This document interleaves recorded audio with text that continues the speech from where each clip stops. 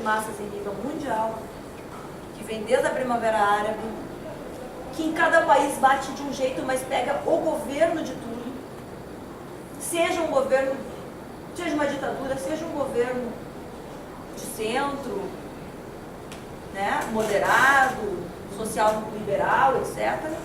Nós vimos ascenso de massas no Brasil, vimos ascenso... É diferente um ascenso de massas no Brasil, em que não existe um setor golpista hegemonizando o movimento de massas, isso é verdade, no Brasil não hegemoniza o movimento de massas. É diferente disso, que quer mudança, que quer passe livre, mas não está pedindo a cabeça da presidente Dilma, que não está pedindo para os militares entrarem e intervirem. Não é isso que está acontecendo. Mas na Venezuela, o movimento de massas, essa juventude que está indo para as ruas, ela está indo, é uma rebeldia e já cresceu sob o processo bolivariano e não existe, ao meu ver, um trabalho político suficientemente consistente para mobilizar essa juventude, no sentido de ela ser um dos motores para avançar o processo bolivariano e sustentar até que o restante da América Latina possa dar uma resposta mais, digamos assim, condizente, que ajude também a empurrar essa nossa revolução continental. E com isso também contribuir para sustentar o processo cubano, que aí é a nossa primeira vanguarda. Então, um pouco eu queria compartilhar com vocês essas reflexões, essas preocupações, não é para vocês saírem preocupados daqui com isso, mas para a gente ter presente que não é uma situação dada, a história está por ser feita, está por ser feita, está sendo feita. Né? Eu não gosto dessas perspectivas que dão as coisas por sentadas, né? Quando na verdade depende de luta todos os dias para que se consolidem os processos. Então, teria muito mais coisas a dizer, mas gostaria mais de fazer o debate. Eu ouviria também um pouco. Obrigada.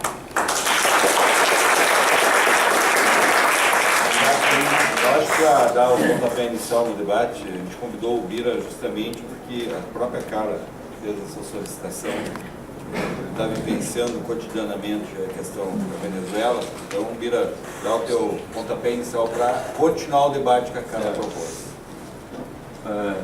Minha saudação primeiro para a Carla, né, que é amiga de muitas épocas do período, e agradecer aqui a Associação São Ricardo, a Associação José Martí, a juventude do Marighella, o Clube de Cultura, e também satisfação de estar aqui com as companheiras e companheiros. Acho que a Carla fez uma síntese aí muito boa do processo bolivariano, né? Só para complementar algumas questões que reforçando o que ela colocou, né? O processo venezuelano, ele tem a elite venezuelana, que era dois partidos só que dominavam a política venezuelana, que era a Ação Democrática, que era social-democrata, né? E a COPEI, que era a democracia cristã, social cristã. Eles viviam dando golpe um no outro, desde que descobriram o petróleo na Venezuela, e as elites se beneficiavam dessa riqueza sem distribuir nada para o povo. E aí, em 1958, eles fizeram um pacto, o pacto do Ponto Firro, que era um sítio onde eles se reuniram, e fizeram um acordo desses dois partidos para governar sem golpe de Estado. E só imitando, na verdade, a democracia liberal americana dos dois partidos, do democrata e do republicano. Bom, durante esse período, essa elite governou de maneira sem distribuir riqueza, sem nada, né? Quem conhece Caracas vai ver que aqueles edifícios não tem limite, não tem plano diretor, não tem nada.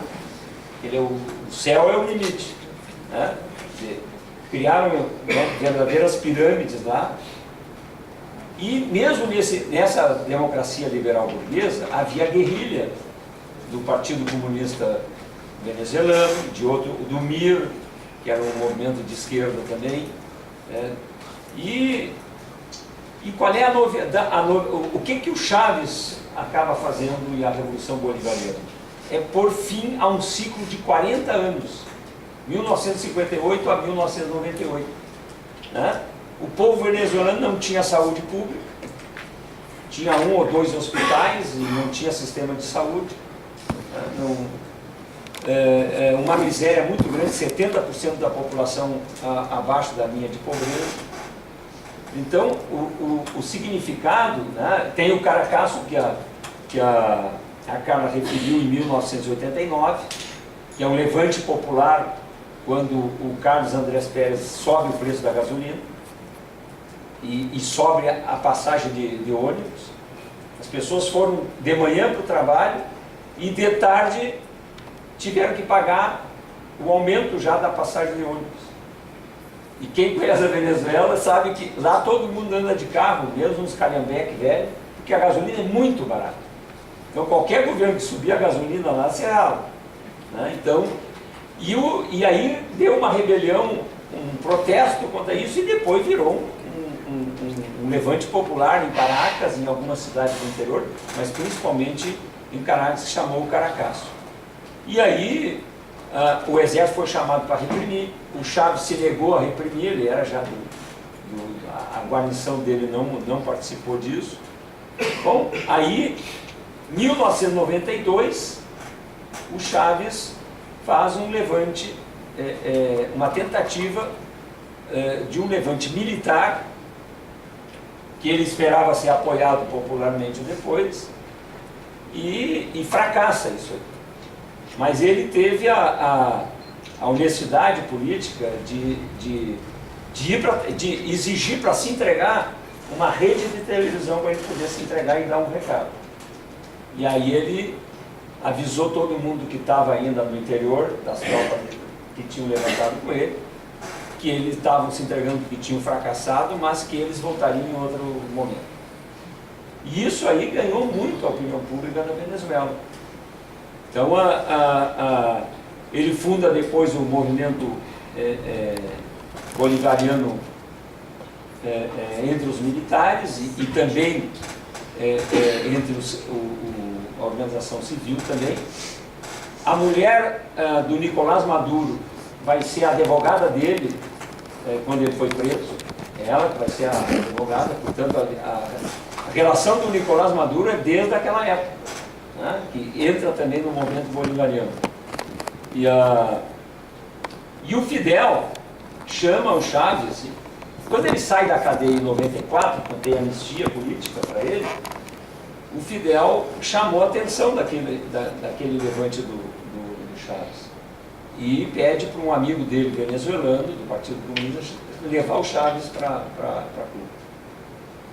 Quer dizer, a sensibilidade política do Fidel, né, e já, a partir dali, se estabeleceu uma relação com a Revolução Cubana, inclusive, né, muito estreita. E ele ganha as eleições em 98, e a partir daí, né, o processo bolivariano, eu vou só salientar algumas questões aqui, porque a Carla fez uma síntese muito boa aí, né, que a Constituição de 1999 é chamada um plebiscito, tanto para convocar como depois para aprovar. E ela tem um elemento fundamental que é a democracia participativa protagônica, né? E que abre a possibilidade, né, não só da democracia burguesa, liberal, mas da participação direta do cidadão de maneira protagônica. A Constituição coloca também o mandato revogatório. Isso era uma coisa que só tinha na Comuna de Paris, né? Quer dizer, dos eleitores poderem, na metade do mandato de um parlamentar, em todos os níveis, seja municipal, estadual, nacional, e também do executivo, de se conseguir determinado número de assinaturas para ter um plebiscito, um referendo, se o governo deve continuar ou não. Inclusive, na época lá, eu disse para os espanhóis da Universidade de Valência, que tinham assessorado, que isso aí não era um negócio muito avançado para o socialismo. Agora, se tu faz isso em pleno capitalismo, os caras vão usar para dar golpe. E foi efetivamente, né, eles vão usar em 2004 o negócio do mandato revogatório. Tu paralisa praticamente o país para fazer campanha e tudo, e o Chaves acabou ganhando com 59,6%. Mas isso aí eles vão tentar agora com o Nicolás Maduro, né? Então, esse tipo de coisa é importante nós fazermos reflexões, porque uma coisa é tu fazer mandato revogatório numa Comuna de Paris, num socialismo, já que tu eliminou o poder constituído da burguesia, né? E aí, tudo bem, aí o povo mesmo vai revogar os mandatos dos seus representantes. Agora, numa luta de classe que está posta, como na Venezuela e na América Latina, é um negócio, é uma faca de dois legumes, né? Então, e aí tem um outro elemento importante, que é os Estados Unidos, desde a vitória do Chaves, está envolvida na conspiração. Isso é um elemento fundamental para nós entendermos, né, o que acontece hoje. Quer dizer, essas manifestações de hoje, elas são manifestações onde entra a CIA financiando, inclusive alguns líderes estudantis já não são mais estudantes, para poder puxar determinadas lutas lá, e ainda financiam recursos para os franco-atiradores. Eles contratam no crime organizado pessoas para matar manifestantes do lado deles. O Leopoldo Lopes, a mulher dele foi pedir para o presidente da Assembleia Nacional venezuelana, o Cabello, para prenderem o Leopoldo, que o governo prendesse o Leopoldo, porque os caras iam matar o Leopoldo Lopes, para tornar ele um líder da oposição. Isso se tu entrar na Telesur, lá nos arquivos da Telesur, tu vai ver o depoimento dela, da mulher dele, dizendo que tinha pedido para ele prenderem ele, né, para salvar a vida do cara. Então, quando em abril de 2002 tem um golpe midiático combinado com a cúpula das forças, a cúpula militar da época, e aí criam. Por que ele é um golpe midiático? Porque ele diz que o Chaves renunciou, né? Os militares tomam o Palácio Miraflores, a rede de televisão, as privadas todas, passam a versão de que o Chaves renunciou. O canal 8, que é o canal estatal, eles vão lá e dinamitam, derrubam a transmissão da emissora. Quer dizer, os democráticos, que falta a liberdade de imprensa, eles foram lá dizer, né, tirar do ar o canal 8. E aí dizem que o Chaves renunciou. Como o povo baixou o seu... Depois, pelas rádios comunitárias, souberam que o Chaves não tinha renunciado, pela CNN, e aí o povo baixou os morros de Caracas em direção ao Palácio Miraflores, para tomar o palácio de volta. E eles tinham levado o Chaves para uma ilha no Caribe, que pertence à Venezuela, para manter ele preso fora do continente. E aí eles passam nas redes privadas de televisão, para não dar notícia de que que o povo já sabia de que o Chaves não tinha renunciado. Quer dizer, eles passaram a passar desenho animado, todo o tempo com desenho animado. É um negócio assim, quer dizer, que eles não têm nenhuma moral para falar em liberdade de imprensa. O golpe foi, além de militar, ele foi midiático, né? E durou 48 horas. Né? A Veja aqui tinha tirado uma capa que distribuiu no sábado, e no domingo o Chaves já estava de volta no palácio. Os caras deram uma barrigada monumental. Então, o povo toma o palácio de novo. A revolução não será transmitida, aquele filme que tem, vocês podem ver ali como é que é as cenas do povo tomando e os caras fugindo, né? E aí por isso que o Carmona é conhecido como o Breve, que durou só 48 horas no governo. Aí, então, e os Estados Unidos financiando tudo isso aí. Né? Então, quando agora, né, tu tem novamente, o que acontece depois da morte do Chaves? Os caras veem uma oportunidade, primeiro, de ganhar a eleição do Maduro. Não conseguiram. E não tem essa que o Maduro ganhou por pouco. Tu ganha uma eleição, tu ganhou. Não tem essa. Aqui no Brasil tem primeiro turno e que tu não chega nos 50%, por enquanto, até hoje. No Tarso aqui nós ganhamos no primeiro turno, mas a nível nacional, até agora ninguém ganhou uma eleição presidencial desde a redemocratização no primeiro turno, e depois tu ganha no segundo, e aí não tem essa de que está dividido a população. Quem ganhou vai governar para todo mundo. Então, eles tentaram ganhar a eleição do Nicolás Maduro, não conseguiram.